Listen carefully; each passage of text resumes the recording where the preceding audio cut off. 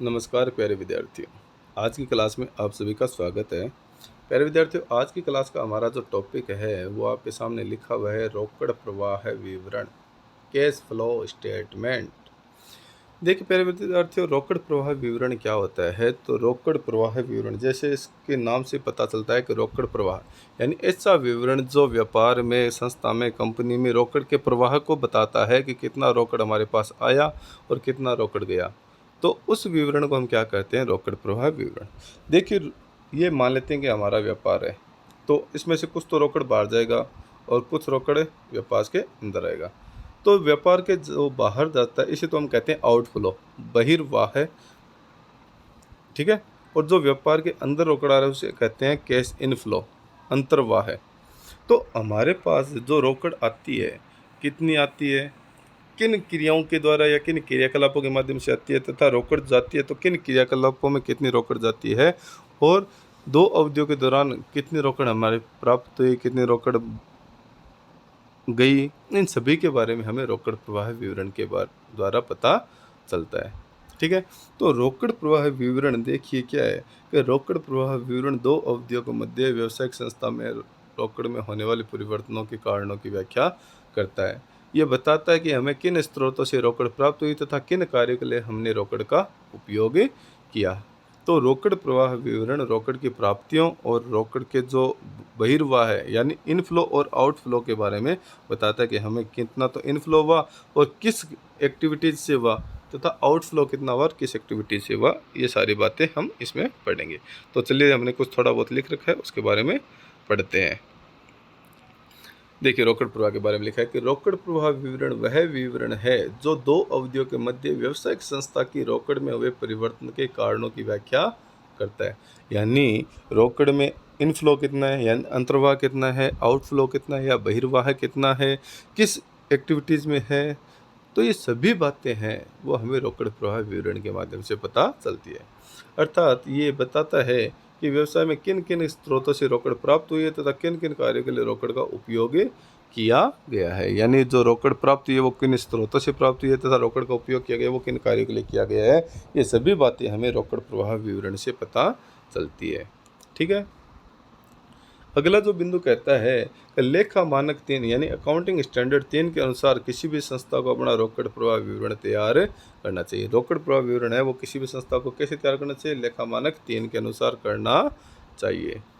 उसके बाद में देखिए लिखा है कि रोकड़ प्रवाह विवरण है वो रोकड़ एवं रोकड़ तुल्य राशियों के अंतर्वाह इनफ्लो तथा बहिर्वाह आउटफ्लो को दर्शाता है। तो मैंने आपको बता दिया कि रोकड़ प्रवाह विवरण कैश फ्लो स्टेटमेंट है वो हमें कैश के इनफ्लो यानी जो रोकड़ आ रही है, जो आउटफ्लो जो रोकड़ जा रही है उसके बारे में बताता है। ये विवरण उसके बारे में बताता है कि इनफ्लो से हमारे पास कितनी आई और आउटफ्लो से कितनी गई, ठीक है।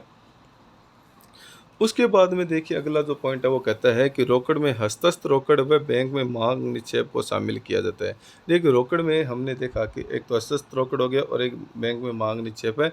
इन दोनों को किस में शामिल किया जाता है? रोकड़ में शामिल किया जाता है। दूसरा हमने देखा था कि रोकड़ तुल्य। तो रोकड़ तुल्य में क्या होता है? रोकड़ तुल्य में क्या क्या चीज़ें शामिल होती है? तो इसमें लिखा है कि एक विनियोग को रोकड़ तुल्य तब समझा जाता है जब इसकी मूल परिपक्वता 3 माह या इससे कम हो। यानी किसी विनियोग की परिपक्वता है वो 3 माह से कम हो तो उसको रोकड़ तुल्य समझा जाएगा। इसके कुछ उदाहरण है वो मैंने नीचे लिख रखे हैं, जैसे जमा प्रमाण पत्र है, कोषागार बिल है, वाणिज्यिक पत्र है, मुद्रा बाजार जमा है। ये सभी किसके उदाहरण है? रोकड़ तुल्य के उदाहरण है। अब कि हमारे पास कैश का इनफ्लो यानी अंतर्वाह होगा और कैश का आउटफ्लो बहिर्वाह होगा, लेकिन वो कौन सी क्रियाएं हैं जिनके द्वारा हमें रोकड़ का अंतर्वाह बहिर्वाह होता है? तो रोकड़ के क्रियाकलाप देखिए मैंने लिख रखे हैं चार्ट बना के, जिसमें पहला है प्रचालन क्रियाकलाप यानी ऑपरेटिंग एक्टिविटीज। यानी जो हमारे पास पहली क्रिया है या जो पहला क्रियाकलाप है वो है प्रचालन क्रियाकलाप, ऑपरेटिंग एक्टिविटीज। ऑपरेटिंग एक्टिविटीज से हमें रोकड़ का इनफ्लो भी होता है, रोकड़ का आउटफ्लो भी होता है। इसमें कौन कौन सी मदें आती है वो अभी मैं आगे आपको बताऊंगा, इसमें कौन कौन सी मदों को शामिल किया जाता है। दूसरा होता है विनियोग निवेश क्रियाकलाप। देखिए, निवेश क्रियाकलाप का मतलब होता है कि स्थायी संपत्तियों को खरीदने में जो हम राशि का उपयोग करते हैं वो तो कैश का आउटफ्लो होगा, क्योंकि वो राशि व्यापार से बाहर जाएगी। और यदि हम पुरानी संपत्ति, कोई संयंत्र, कोई मशीन, कोई संपदा बेचते हैं तो पैसा हमारे पास आएगा, वो क्या कहलाएगा? इनफ्लो कहलाएगा। यानी ठीक है ना, कि स्थायी संपत्तियों को बेचने पर तो क्या होता है? इनफ्लो होता है, और स्थायी संपत्तियों को परचेज करने पर क्या होता है? आउटफ्लो होता है। सारी चीज़ें आपको मैं आगे विस्तार से बताऊंगा। तीसरा है वित्तीय क्रियाकलाप। देखिए, वित्तीय क्रियाकलाप है वो दायित्व से संबंधित है। किससे संबंधित है? दायित्व। यदि हमें किसी प्रकार की राशि प्राप्त होती है और हम उससे हमारा दायित्व उत्पन्न होता है, तो वो राशि वित्तीय क्रियाकलाप के द्वारा क्या कहलाती है? इनफ्लो कहलाती है। जैसे एक उदाहरण के लिए हम बात करते हैं कि हमने शेयर इशू किए, शेयर इशू किए तो राशि व्यापार में आई, इनफ्लो हुआ ना? हाँ, इनफ्लो हुआ, इनफ्लो हुआ। लेकिन इससे क्या उत्पन्न हुआ? दायित्व। हमने किसी से लोन लिया पैसे व्यापार में, इससे भी क्या हुआ? इनफ्लो तो हुआ है, लेकिन क्या उत्पन्न हुआ है? दायित्व उत्पन्न हुआ है। लेकिन हम जब दायित्व का भुगतान करेंगे तो क्या होगा? आउटफ्लो होगा, आउटफ्लो होगा, और दायित्व का भुगतान कर देंगे। तो वित्तीय क्रियाकलापों से दायित्व से संबंधित की जाती है कि जब कोई राशि प्राप्त करने पर दायित्व उत्पन्न होता है तो उससे इनफ्लो कहेंगे, और जब किसी दायित्व के भुगतान के लिए राशि चुकाएंगे तो वो आउटफ्लो होगा। किस क्रियाकलाप के अंतर्गत? वित्तीय क्रियाकलाप के अंतर्गत आएगा। ठीक है, लेकिन इन सबको हम अलग अलग पढ़ते हैं। नंबर फर्स्ट को हम आज की क्लास में पढ़ते हैं प्रचालन क्रियाकलाप, ऑपरेटिंग एक्टिविटीज। देखिए, कि प्रचालन क्रियाकलाप है वो व्यापार के संचालन से संबंधित है। यानी जैसे माल को खरीदा, माल को बेचने से जो राशि प्राप्त हुई, सप्लायर्स को जो भुगतान किया गया, कर्मचारियों को जो भुगतान किया गया, वो तो आउटफ्लो हो गए। माल को बेचने पर या सेवा प्रदान करने पर जो राशि प्राप्त हुई, या किसी कमीशन के रूप में या किसी फीस के रूप में जो राशि प्राप्त हुई, वो इनफ्लो हो गए।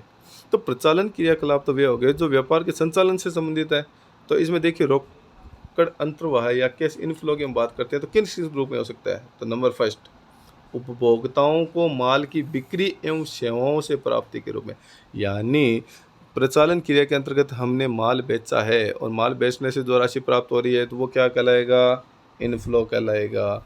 अगर हमने किसी प्रकार की सर्विस प्रोवाइड करवाई है, प्रदान करी है, तो उपभोक्ता से जो राशि प्राप्त होगी वो भी क्या कहलाएगी? इनफ्लो कहलाएगी, क्योंकि राशि हमारे पास प्राप्त हो रही है, व्यापार में आ रही है। इसके अलावा रॉयल्टी, फीस, कमीशन या अन्य प्रकार की कोई रोकड़ प्राप्ति है तो वो भी किस में आएगी? ऑपरेटिंग एक्टिविटीज़ के इनफ्लो के अंतर्गत आएगी, अंतर्वाह के अंतर्गत आएगी। अब आउटफ्लो की बात करते हैं या बहिर्वाह की बात करते हैं, तो बहिर्वाह कैसे होगा?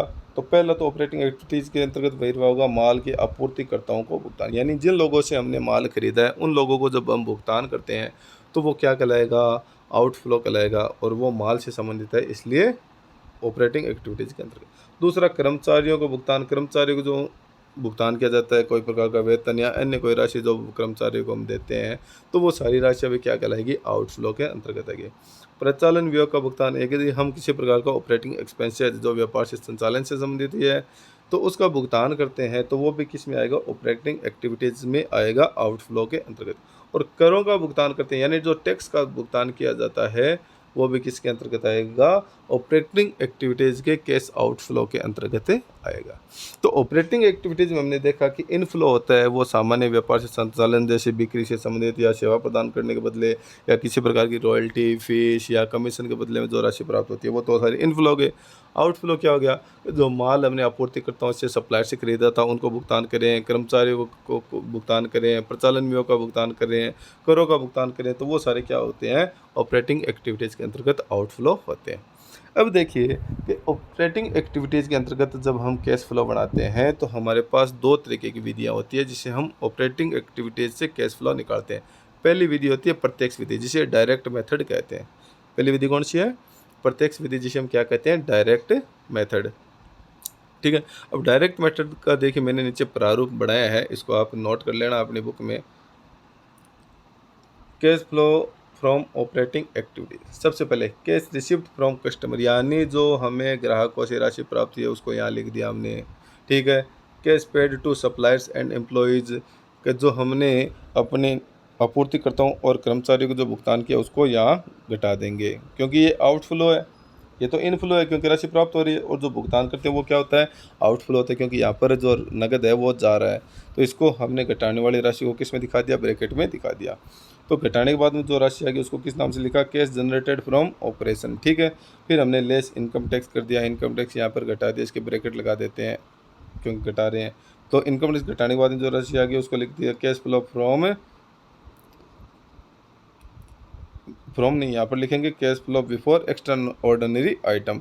फिर एक्स्ट्रा ऑर्डिनरी आइटम है उसका एडजस्टमेंट करेंगे, तो एडजस्टमेंट करने के बाद में हमारे पास आ जाएगा net cash from operating activities.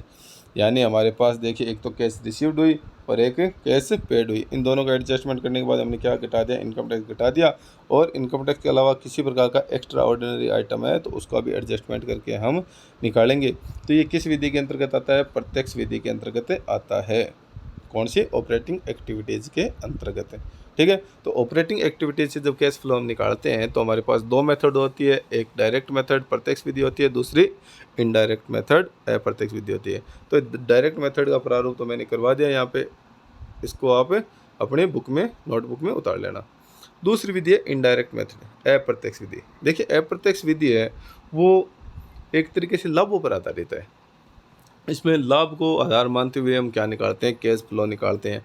तो सबसे पहले मैंने देखिए क्या लिखा है, नेट प्रॉफिट बिफोर टैक्स, यानी करों से पूर्व लाभ हमने यहाँ लिख दिया, कोई दिक्कत नहीं है।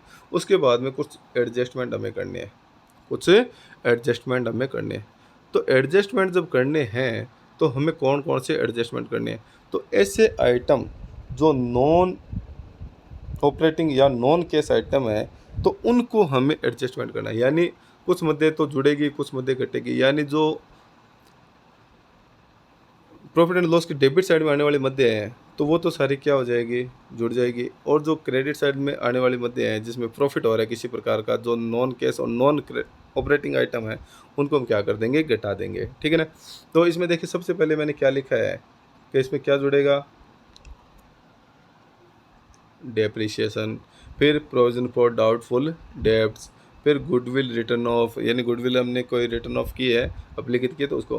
फिर प्रिलिमिनरी एक्सपेंसेस, प्रारंभिक व्यय का अवलेखन, loss on sale of fixed assets और प्रॉफिट एंड लॉस। यानी हमने कोई खाता बनाया और उस खाते का जो शेष है वो बाय प्रॉफिट एंड लॉस आ रहा है तो उसको भी हम इसमें जोड़ देंगे, ठीक है।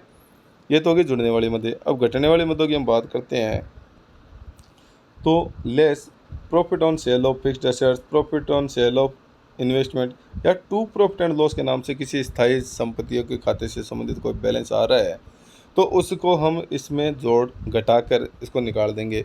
हल करने के बाद में जोड़ बाकी करने के बाद जो राशि आएगी उसके आप सामने लिखेंगे operating profit before working capital change, operating profit before working capital change. यानी अभी तक हमने जो नेट प्रॉफिट था उसमें हानियों को तो जोड़ा और लाभों को घटाया, और हानि और लाभ भी कौन से, नॉन ऑपरेटिंग और नॉन कैश आइटम है ये सारे, ठीक है ना। ये जो हानियाँ वो संचालन से संबंधित नहीं है, जैसे loss on sale of fixed assets है, प्रिलिमिनरी एक्सपेंसेस का अपलेखन है, गुडविल का अपलेखन है, ये सारी बातें आ गई। उसके बाद में एडजस्टमेंट हमें किस चीज़ का करना है वो भी देख लेते हैं। Adjustment for current assets and current liabilities, C A का मतलब करंट एसेट्स और सी एल का मतलब करंट लायबिलिटीज। यानी हमने क्या करना है, जो हमारे पास चालू संपत्तियाँ और चालू दायित्व है उसका भी एडजस्टमेंट करके हम क्या करेंगे, इसमें करेंगे। तो देखिए जुड़ेगा क्या, जुड़ेगा वही एक तरीके से हम बात करते हैं कि जो हानि हो रही है वह हानि कब होगी, जब संपत्तियों में कमी होती है और दायित्व में वृद्धि होती है, तो वो एक तरीके से क्या दर्शाता है, हानि को दर्शाता है।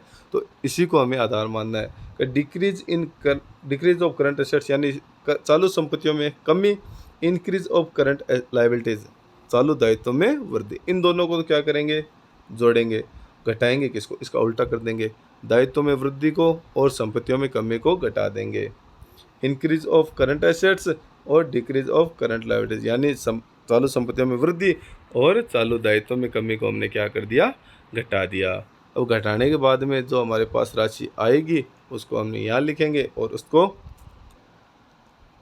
कैश जनरेटेड फ्रॉम ऑपरेशन लिखेंगे। ऊपर भी हमने डायरेक्ट मेथड में भी देखा था कि वहाँ पर भी क्या आया था, कैश जनरेटेड फ्रॉम ऑपरेशन आया था। और कैश जनरेटेड फ्रॉम ऑपरेशन में से क्या घटेगा, इनकम टैक्स घटेगा, तो इनकम टैक्स हमने घटा दिया। फिर क्या आ गया, cash flow before extra ordinary item, इसमें से एड और लेस एक्स्ट्रा ऑर्डिनरी आइटम कर देंगे तो net cash from operating activities आ जाएगी। तो प्यारे विद्यार्थियों, ऑपरेटिंग एक्टिविटीज़ के अंतर्गत जो कैश फ्लो हम बनाते हैं वो दो मेथड से बनता है, एक तो डायरेक्ट मेथड से और एक इनडायरेक्ट मेथड से। डायरेक्ट मेथड हमने ऊपर देखा था जिसमें cash receipt from customer, cash paid to suppliers and employees वाले मेथड से करते हैं। और इनडायरेक्ट मेथड में हम प्रॉफिट को लेते हुए जिसमें non profit non cash item का एडजस्टमेंट करेंगे, करंट एसेट्स करंट लायबिलिटीज़ का एडजस्टमेंट करेंगे, फिर हमारा क्या आ जाएगा, cash flow from operating activities आ जाएगा। तो इसका देखिए आप है ना, इसको अपनी नोटबुक है उसमें कंप्लीट उतार लेना, मैं दिखा देता हूँ सारा।